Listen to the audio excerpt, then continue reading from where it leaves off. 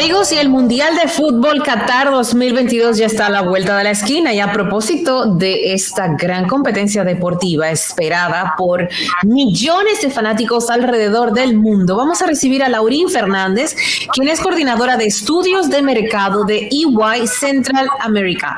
Vamos a conocer con ella un elemento muy importante detrás de este grandioso evento: la economía del fútbol. Mira qué interesante. Bienvenida, Laurín, a Esto No Tiene Nombre. Muchas gracias por la invitación. Sumamente emocionada, no solo del Mundial, sino de estar aquí compartiendo con ustedes. Gracias, muchísimas gracias. Usted sabe que yo viajo el lunes a Qatar. Entonces estoy esperando ansioso todo lo que me va a contar de este gran golazo económico del Mundial. Si es un golazo o es un penalti. Nosotros nos fuimos justamente por esa parte, por la parte económica, para entender el contexto. Me confirman por ahí porque no estoy... Te escuchamos. Sí, te escuchamos. Bueno, sí. Genial, perfecto. Qatar es uno de los países que más ha invertido para poder convertirse en la sede de este mundial y de cualquier mundial en la historia. Hablamos de que esta es la Copa del Mundo más cara que hemos visto. ¿Por qué? En comparación a Rusia o a Brasil, la inversión es casi del 200%. Por la infraestructura que hubo que desarrollar. Exactamente. Cuando hablamos de Qatar, era una sede que no estaba al nivel que se espera bajo los requisitos mínimos que pide la FIFA para ciertas cosas. Entonces, Y por ejemplo, Laurín, ¿por qué un país que no tiene lo requerido para poder recibir un mundial se aboca, se atreve a hacer una inversión de ese tamaño?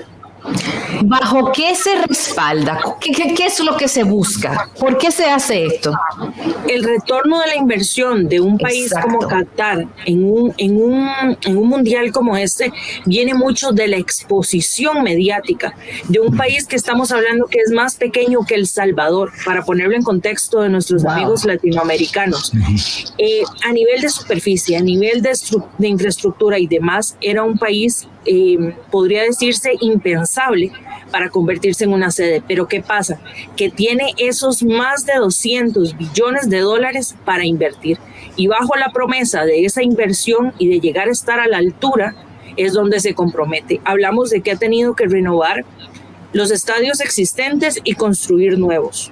Tuvo que hacer toda la red de metro para facilitar la parte del transporte, para agilizar los diferentes puntos de encuentro. En la parte de hotelería hubo una inversión muy grande para poder recibir al más de 1 millón de visitantes que va a tener. Y el compromiso gubernamental de invertir, de apostarle a esto. Entonces estaba la promesa de, vamos a invertir estos 200 billones de dólares. ¿200 qué? 200 mil millones. Exacto. En 200 millones de dólares. Dios mío, ¿eso es cuántas veces el presupuesto de nuestro país? No, pero eso es una cosa, no alcanza. Los pongo en contexto porque aquí tengo el dato de Rusia, y Rusia puso 11 billones de dólares. 11 mil millones. Y si vemos el dato de Brasil, 15 mil millones de dólares. Dios santo. Entonces, es más del 200% lo que estamos hablando. Pero ¿qué pasa? Que puso a Qatar en el mapa. Un país que en el contexto económico no estaba en las conversaciones del día a día. Y a partir de cierto punto, y más con toda la polémica alrededor de mover la fecha, la pandemia, el auge de Qatar y lo esperado que ha sido, le da una oportunidad, 1 en 1 millón. Es como si lo hubieran programado perfecto y le salió a la maravilla. Sí, yo creo... abundando un poquito en todo lo que planteas, que cuando hay países que se concentran en una estrategia, que tienen un fin como Estado, no estoy hablando si estoy a favor de ese Estado o no, si estoy de acuerdo con esto o lo otro, sino que se plantean como fin único de política de Estado, poner el país en el mapa, hacen todo todo lo que está a su alcance para lograrlo. Y es el caso de Qatar. Qatar, en su momento, hace muchos años atrás, por su ubicación geográfica, era el hub para la zona en cuanto a la transferencia de combustibles, en cuanto a toda la parte de infraestructura para puertos, que le fue comiendo el pastel los Emiratos Árabes Unidos cuando el petróleo dejó de ser lo tan importante que era para los Emiratos Árabes Unidos, para Dubái, etcétera, y comenzaron a ponerle y a echarle ganas a todo el tema turístico en Emiratos Árabes y sobre todo a la infraestructura para puertos y aeropuertos. Ahí está DP World, etcétera, que dan un servicio ahora para toda la región de carga, de base de carga, de contenedores que antes manejaba Qatar. Qatar se salió por muchas razones y ha vuelto con ímpetu a esto, marcando el inicio de esta ofensiva para ubicarse en el mundo con este mundial, al punto que ya usted sabe todo lo que representa hacer un mundial de estas características. Ya vemos toda la inversión, 200.000 millones de dólares, pero con un país con una cultura muy particular. ¿Y cómo lidiar con esto? Yo lo contaba hoy en la redacción, Laurín, y decía, bueno, normalmente en los mundiales, y eso no tiene nada que ver con que si eres latinoamericano o europeo, porque lo hemos visto en todos los lugares, en el Barcelona, en el Barça, en todos lados, y la gente se quita la camiseta y la mueve y vitorea, y ese es el ánimo del deporte para sacar la pelota, que es nuestro deporte nacional, etcétera. No se puede hacer en los estadios de Qatar. Usted no se puede quitar la camiseta ni puede ir en pantalones cortos a un estadio, ni puede ser el choque del tema cultural. Porque culturalmente no está aceptado. Entonces, no obstante a eso, decir, pero con este mundial vamos a por todas y vamos a meter este dinero y nos vamos a quedar con más y va a haber un retorno por más y haremos hasta lo imposible para ver cómo manejamos todo eso. No se puede beber alcohol, etcétera, etcétera. Por eso hablo de la importancia de planificar, de concebir, de definir estrategias como Estado cuando nos proponemos un fin importante, sobre todo de liderazgo y de señalarnos en el mapa como destino. De hecho, Qatar tiene una particularidad y o sea, no solo es su primer mundial, sino que a nivel cultural el fútbol no está enraizado en la cultura. Por ejemplo, México es una de las 20 economías más importantes del mundo.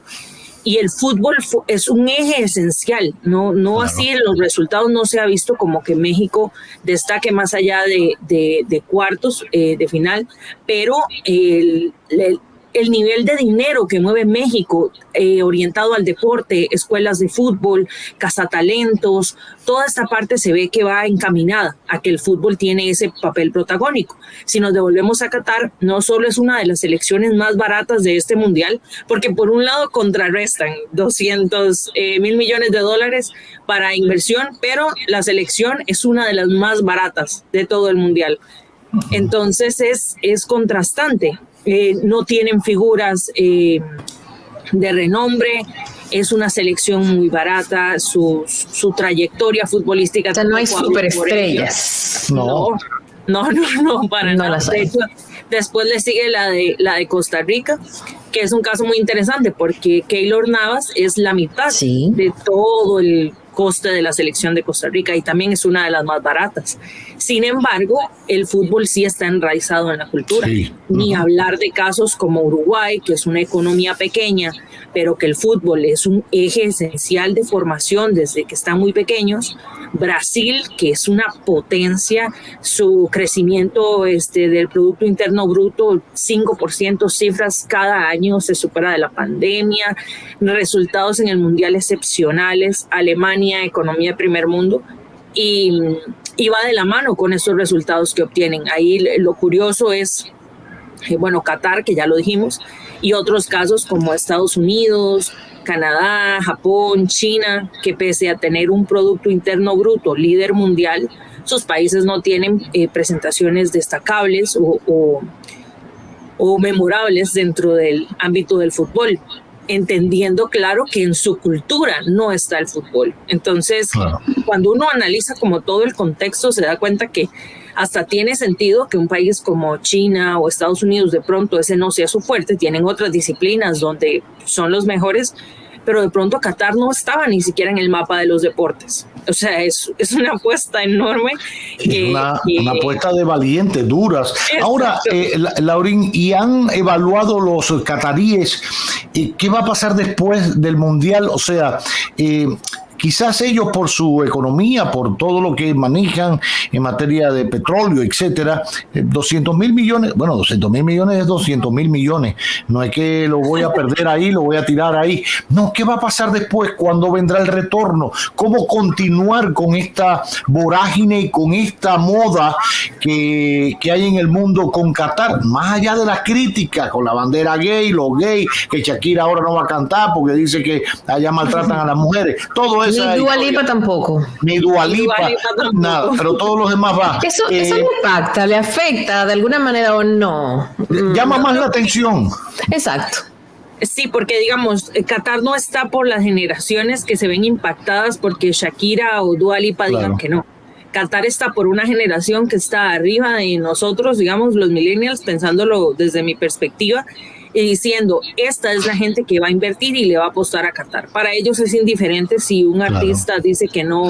De hecho, en las entrevistas que se les hacen, ellos siguen firmes y no tienen este concepto de políticamente correcto que tal vez a nivel anglosajón estamos más acostumbrados a escuchar lo políticamente correcto, pero de periodistas formales y serios, como usted considera que esto es pecado o alguna cosa, sí, o sea, están completos inversores así de miles de millones de dólares, porque es su cultura, es como, no lo ven con los mismos ojos que nosotros, pero a nivel de retorno de la inversión total, ellos le están apostando por 900.000 millones de dólares de retorno de la inversión.